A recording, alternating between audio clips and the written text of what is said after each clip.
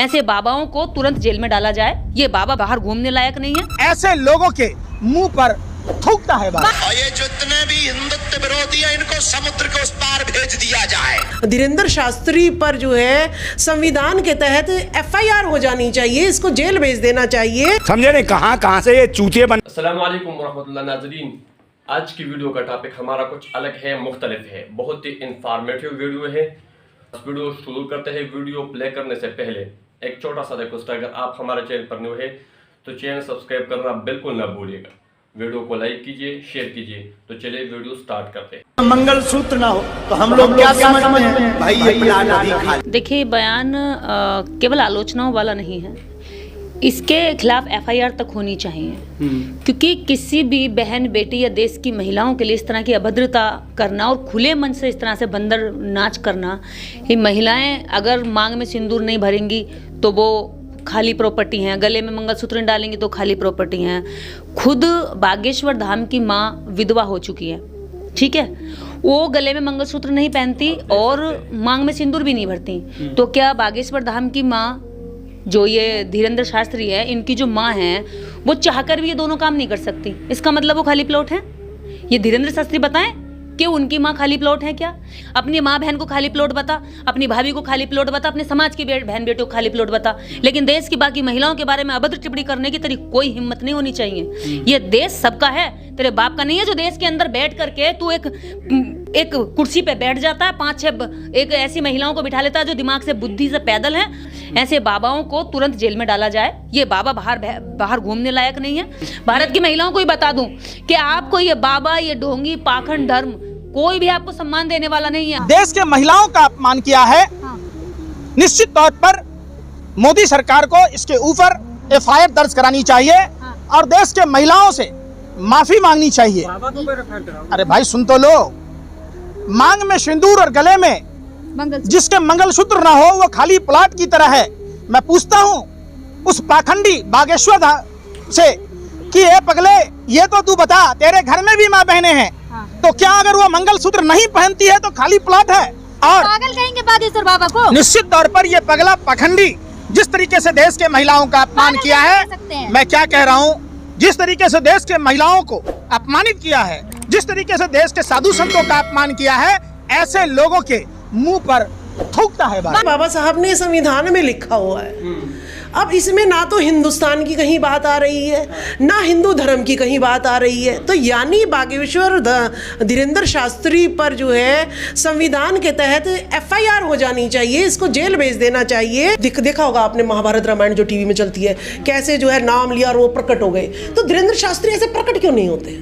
क्यों वो गाड़ी का जो है पेट्रोल प्रदूषण बढ़ा रहे हैं, पेट्रोल के दाम वैसे ही बढ़ रहे हैं, तो क्यों खर्च कर रहे हैं वो? दूसरा, माइक लगा के बात करते हैं। मैं आपके चमत्कार को मानूंगी अगर बिना माइक के आप 10वें बंदे तक भी उनकी आवाज़ सुनवा दे कि वो बोल क्या रहा है, तो मैं मानूँ कि धीरेन्द्र शास्त्री चमत्कारी है। खुद तो विज्ञान का यूज़ कर रहा है और औरतों को जो है पाखंड में घुसा है। देखिए, सबसे ज्यादा काम ये औरतों पे करते हैं। ढोंगी को ये नहीं पता पाखंडी को कि मुझे बोलना क्या चाहिए। समझे नहीं कहां से ये चूतिए बने बैठे हैं बागेश्वर बाबा और फिर कहते हैं आस्था को ठेस पहुंच रही है। अबे सोच समझ के बोल। हाँ, तू पैदा होने से पहले भी तू आ गया होगा, तो ये आवाज हो गया होगा। किसके यहाँ पैदा हो रहा है, तू कब आएगा, कब क्या करेगा, और इस जन्म के बाद भी कहाँ पैदा होगा ये भी बता दे। तुमने भी बहुत मदद की, थैंक यू वेरी मच। अब हम कहेंगे तुम्हारी सरकार है, अब जल्दी से यहाँ पर एक ऐसा डंका काटो कि यहाँ हिंदुत्व की मूवियां बनना प्रारंभ हो जाए। हाँ, और ये जितने भी हिंदुत्व विरोधी हैं इनको समुद्र के उस पार भेज दिया जाए। पहले मैं बोलूंगी, अब इस बाबा को पूछो, ये मुंह से आग के गोले नहीं फैला रहा तो क्या फैला रहा है? अब इस बाबा को पूछो कि 92% जो लोग हैं जिसे मूल निवासी कहते हैं, वो इस देश में अखंड भारत की बात करते हैं, वो इस देश में संविधान की बात करते हैं, तो ये सबको बाहर भगाएगा? है इनके बस की? ये कुछ चंद मुट्ठी भर लोग हमें बाहर भगाएंगे इस देश से? अस्सलाम वालेकुम। वालेकुम सलाम। मेरा नाम रविशंकर राम है, मैं कलकत्ता से आया हूँ और सबसे पहले आपको शुक्रिया देना चाहता हूँ। आपसे मिलने का तमन्ना बहुत दिनों से थी, क्योंकि मैंने पीस टीवी बहुत लगातार देखता हूँ घर पर।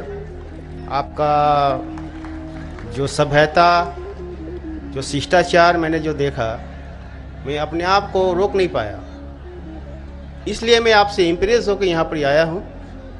और सर मेरा सवाल है कि एक धार्मिक इंसान की पहचान, उसकी लक्षण हिंदू मत के अनुसार जैसे धर्म के 10 लक्षण होते 10 धीरति, क्षमा, दम, अस्तय, शौच, इंद्रिय निग्रह, बुद्धि, विद्या, सत्य और संतोष, ये धर्म के 10 लक्षण है।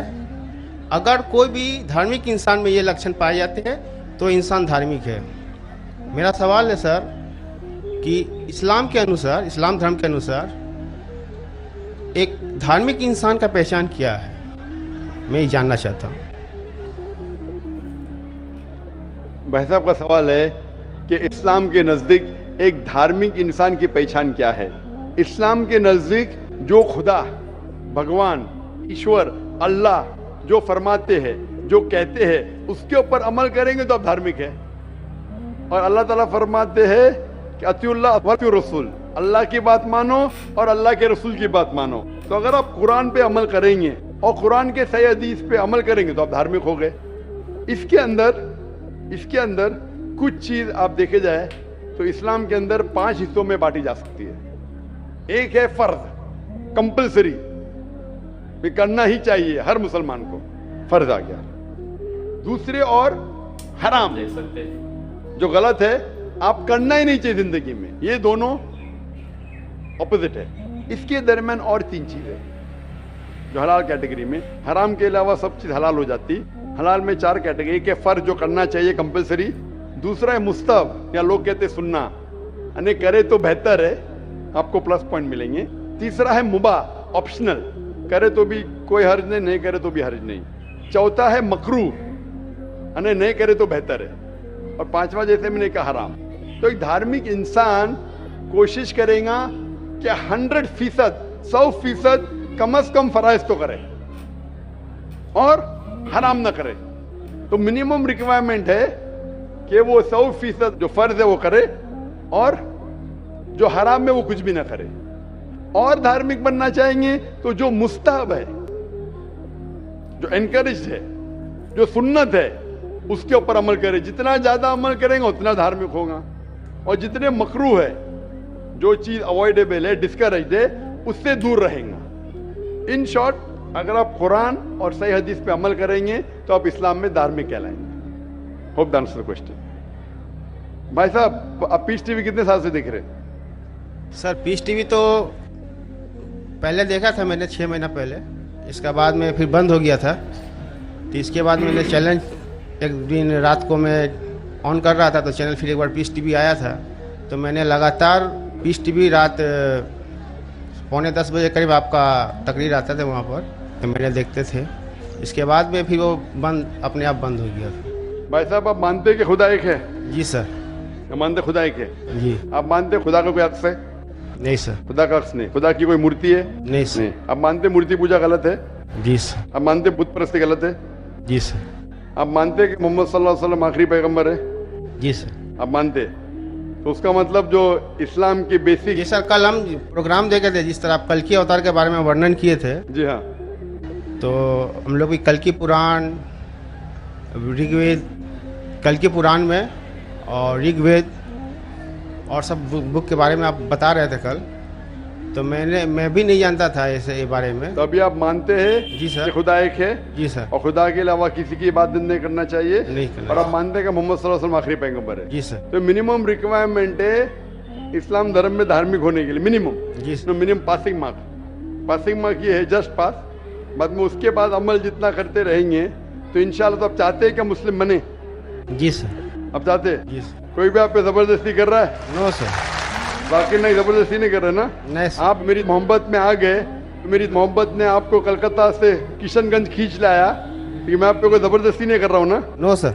आप अपने मन से जी सर और आपके दिमाग से होशो आवाज में इस्लाम कबूल करना चाहते हैं? जी सर। तो इंशाल्लाह मैं अरबी में कहूँगा, आप उसे दोहराइए इंशाल्लाह। अशहदु अशहदु अल्लाह अल्लाह इलाहा इलाहा इल्लल्लाह इल्लल्लाह व अशहदु व अशहदु अन्ना अन्ना मुहम्मदन मुहम्मदन अब्दुहु अब्दुहु व रसूलुहु। व रसूलुहु। मैं शहादत देता हूँ मैं शहादत देता हूँ कि अल्लाह के अलावा कोई माबूद नहीं और मोहम्मद सल्लल्लाहु अलैहि वसल्लम उसके पैगंबर और बंदे हैं। माशाल्लाह, आप मुसलमान हो चुके और मैं अल्लाह से दुआ करूँगा कि इंशाअल्लाह को सबसे बेहतरीन ज़िंदगी दे इस दुनिया में और आखिरत में भी, और अल्लाह ताला आपको और हिदायत दे ताकि और आप अमल कर सके, और जो आपकी ख्वाहिश है कि आप इस्लाम में और धार्मिक बने। मेरी इल्तिजा आपसे कि आप इंशाअल्लाह कुरान मजीद का तर्जुमा पढ़िए, वो ज़बान में जो ज़बान पे आपको महारत है, हिंदी में तो हिंदी में पढ़िए, बंगाली में तो बंगाली में पढ़िए, और इंशाअल्लाह इसके ऊपर अमल कीजिए। और कोई अगर आपको शक और शुबा है तो इंशाअल्लाह आप ईमेल लिख सकते हैं zakir@irf.net में। तो नाजरीन, वीडियो आप सब भाई बहनों ने देखा, बहुत ही अमेजिंग वीडियो थी। तो नाजरीन, इस तरह खूबसूरत वीडियोस के लिए इस चैनल को ज़रूर सब्सक्राइब कीजिए, क्योंकि इस चैनल पर आपको मिलेगा बहुत ही खूबसूरत और शानदार वीडियोस, रिएक्शन वीडियोस। शुक्रिया, तब तक के लिए अल्लाह हाफिज़।